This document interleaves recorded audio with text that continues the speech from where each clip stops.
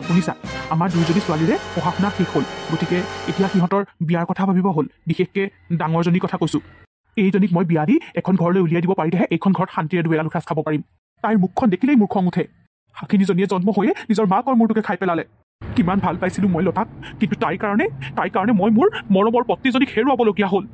গতিকে তাইক মই বিয়া দি এইখন ঘৰৰ পৰা যেতিয়াই উলিয়াই দিম, এইখন ঘৰত তাইক যেতিয়াৰ পৰা নেদেখা হ'ম, তেতিয়াহে মই শান্তি পাম। দিয়ক যিমান সোনকালে পাৰে সিমান সোনকালে তাইক এইখন ঘৰৰ পৰা উলিয়াই দিয়ক। আপোনাৰ যেনেকৈ তাইক দেখি পেলাই মূৰটো গৰম হয়, মোৰো সেই একেই হয়। কিন্তু এটা কথা, আপুনি যে তাইক প্ৰথমতে বিয়া দিম বুলি কৈছে, যদিহে ভাল দৰা আহে তেতিয়াহ'লে কিন্তু মই মোৰ জীয়াকহে প্ৰথমতে বিয়া দিম।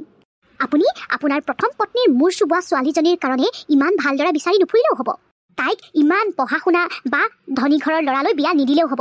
কিন্তু যদিহে পঢ়া শুনাত ভাল, দেখনীয়াল বা ধনী ঘৰৰ ল'ৰা আহে, তেতিয়া কিন্তু মই জীয়াকহে প্ৰথমতে গতাম। সেইটো ভাল হ'ব জানো? বাইকজনী থাকোঁতে যদি আমি প্ৰথমতে ভনীয়েকজনীক বিয়া দিওঁ, তেতিয়াহ'লে সমাজে আমাক কি বুলি ক'ব? সমাজে আমাক কি কয় সেইটো আমাৰ কাৰণে গুৰুত্বপূৰ্ণ নহয়। আমাৰ কাৰণে গুৰুত্বপূৰ্ণ হ'ব আমাৰ ছোৱালী মানে জীয়াৰ সুখৰ কথাটোহে। মুঠৰ ওপৰত কথা এটাই, যদি ভাল দৰা আহে তেতিয়াহ'লে কিন্তু প্ৰথমতে মই জীয়াকহে বিয়া দিম। মোৰ বন্ধু প্ৰসেন হাজৰিকা যে তেখেতৰ সৰুটো পুত্ৰ অভিলৈ আমাৰ ঘৰৰ ছোৱালীকে বিয়া কৰাই নিব বিচাৰিছে। আপোনাৰ বন্ধু প্ৰসেন হাজৰিকা?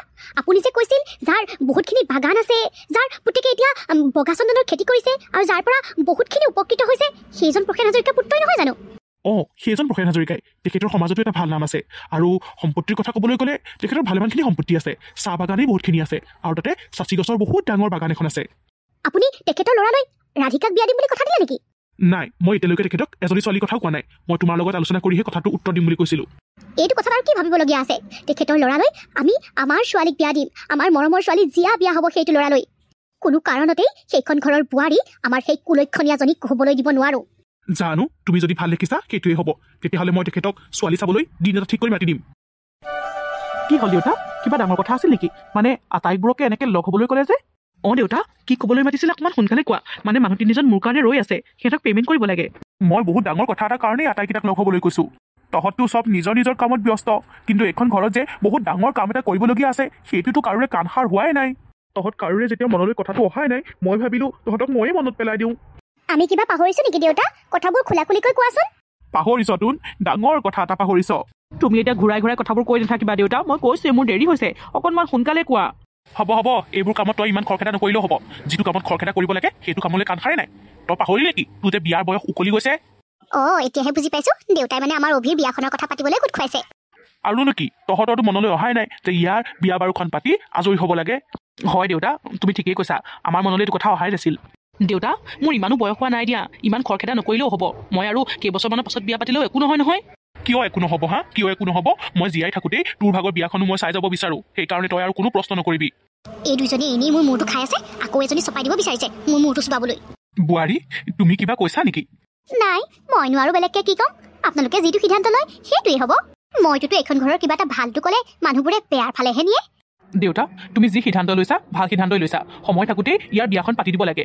আৰু ই যেতিয়া ভালকৈ ছেটেল হ'লেই মই ভাবোঁ ই সংসাৰখন ভালকৈ চলাব পাৰিব। দেউতা, তেতিয়াহ'লে দেউতা এতিয়া ছোৱালী এজনী বিচৰাৰহে কথা। ছোৱালী বিচাৰিব নালাগে, মই ইতিমধ্যে অভিৰ কাৰণে ছোৱালী ঠিক কৰি থৈছোঁ। সেয়াহে, দেউতাই তলে তলে ছোৱালী ঠিক কৰি থৈছে আৰু একেবাৰে শেষতহে আমাক জনাইছে। কিয় দেউতা, আমাক যদি কোৱা হ'লে আমিও দেখোন ছোৱালী এজনী চাব পাৰিলোহেঁতেন। দেউতা, বেয়া নাপাবা, মই কথা এটা কওঁ। কি কথা? তয়ো আকৌ মনে মনে ছোৱালী ঠিক কৰি থৈছ নেকি? মানে দেউতা, কথাটো অকণমান তেনেকুৱাই। মই ছোৱালী এজনীক ভাল পাওঁ আৰু তাইকে মই নিজৰ কৰিব বিচাৰোঁ। মোৰ বিয়াৰ কথা ওলোৱা নাছিল কাৰণে মই এইটো কথা তোমালোকৰ আগত কোৱা নাছিলোঁ দেউতা। মই পচন্দ কৰা ছোৱালীজনী মোৰ লগতে পঢ়িছিল, আমি দুটা একেটা ক্লাছতে পঢ়িছিলোঁ। তই বৰ বিপাঙত পেলালি নহয় এতিয়া। মোৰ লগৰ যোগেন্দ্ৰ শইকীয়া, তেখেতৰ ছোৱালী এজনীকে মই বোৱাৰী কৰিম বুলি কথা দি পেলাইছিলোঁ। যোগেন্দ্ৰ শইকীয়াৰ ছোৱালী? দেউতা, তুমি সেইজন যোগেন্দ্ৰৰ কথাই কোৱা নাই জানো, যিজনৰ ছোৱালীজনী জন্ম হওঁতেই পত্নীৰ মৃত্যু হৈছিল? মই সেইজন যোগেন্দ্ৰৰ কথাই কৈছোঁ। সি মোৰ বাল্যকালৰ বন্ধু। তাৰ ছোৱালী দুজনী আছে, গতিকে সেইকাৰণে মই তাইক ক'লোঁ যে তাৰ ছোৱালী এজনীক মই মোৰ বোৱাৰী কৰিম। মই তেখেতৰ ছোৱালী ৰাধিকাকে ভাল পাওঁ দেউতা, আৰু তাইকে মই মোৰ পত্নী কৰিব বিচাৰোঁ। হ'ব দে, দেখিছ ভগৱানে কেনেকৈ মিলাই দিছে। সিহঁতৰ ঘৰৰ পৰা আমাক কাইলৈ ছোৱালী চাবলৈ মাতিছে, গতিকে কাইলৈ আমি ধুনীয়াকৈ সকলোবোৰ সাজু হ'ব লাগিব। শুনিছা নহয় ডাঙৰ? শুনিছোঁ দেউতা, তুমি অকণো চিন্তা নকৰিবা। যিবোৰ যা যোগাৰ কৰিব লাগে মই সকলোখিনি কৰিম। তেতিয়াহ'লে মই তেখেতক খবৰটো দি দিওঁ যে কাইলৈ আমি সকলোখিনি সিহঁতৰ ঘৰলৈ ছোৱালী চাবলৈ গৈ আছোঁ। দেউতা, কথা এটা কওঁ, বেয়া নাপাব। আমি কালি ইমান শুভ কাম এটাত যাবলৈ ওলাইছোঁ, গতিকে মই ভাবোঁ ভণ্টি নোযোৱাই ঠিক আছে নেকি? কিয় ভণ্টি আমাৰ লগত নাযাব?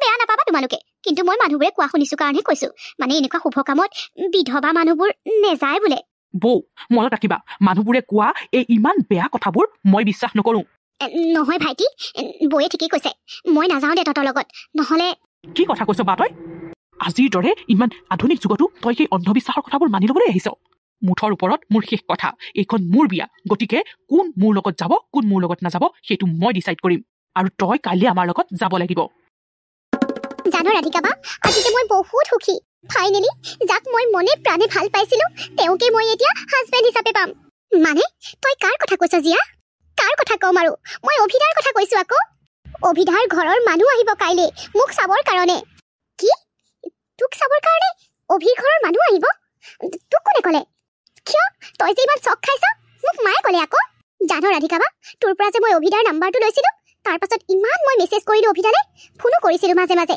কিন্তু মোৰ ফোন বা মেছেজৰ একো ৰিপ্লাই দি দিলে তেওঁ আচলতে তেওঁ চাগে মোক মনে মনে ভাল পায় কিন্তু মোৰ আগত প্ৰকাশ কৰা নাছিলে এতিয়া চাগে মোক ছাৰপ্ৰাইজ দিম বুলিয়ে তেওঁ ঘৰৰ মানুহৰ লগত কাইলৈ মোক চাবলৈ আহিব তই মিছা আশা কৰিছিলি ৰাধিকা তই আকৌ এবাৰ মিছা আশা কৰিছিলি যেনেদৰে আজিলৈকে মোৰ ভাগ্যত মা বা দেউতাৰ মৰমকণ লিখা নহ'ল তেনেদৰে তোৰ কপালত কাৰোবাৰ মৰম ভাল পোৱা লিখা নাই ৰাধিকা তই সঁচাকৈয়ে কুলক্ষণী হৈ জন্ম লৈছ ভাবিছিলো কলেজ শেষ হোৱাৰ পাছতো অভিয়ে মোৰ লগত যিদৰে বন্ধুত্ব ৰাখিছে তাৰ মনতো চাগে মোৰ প্ৰতি কিবা ভাৱ আছে কিন্তু মই এয়া ভুল ভাবিছিলো হয় সঁচা মোৰ লেখীয়া কুলক্ষণী ছোৱালী এজনী কভিয়ে তাৰ জীৱনলৈ আনি কিয় বাৰু নিজৰ কাৰণে কলংক মাতি আনিব বা তই আকৌ কি ভাবিছ একো নকলি যে তই কি ভাল পোৱা নাই মোৰ এই খবৰটোত নাই নাই মই আকৌ কিয় সুখী নহ'ম তোৰ সুখতে মোৰ সুখ তই যেতিয়া সুখী হৈছ ময়ো সুখী অভি বহুত ভাল ল'ৰা মোৰ বিশ্বাস আছে তাৰ ওপৰত সিটোক বহুত সুখত ৰাখিব আজি মোৰ মনটো বহুত পাতল পাতল লাগিছে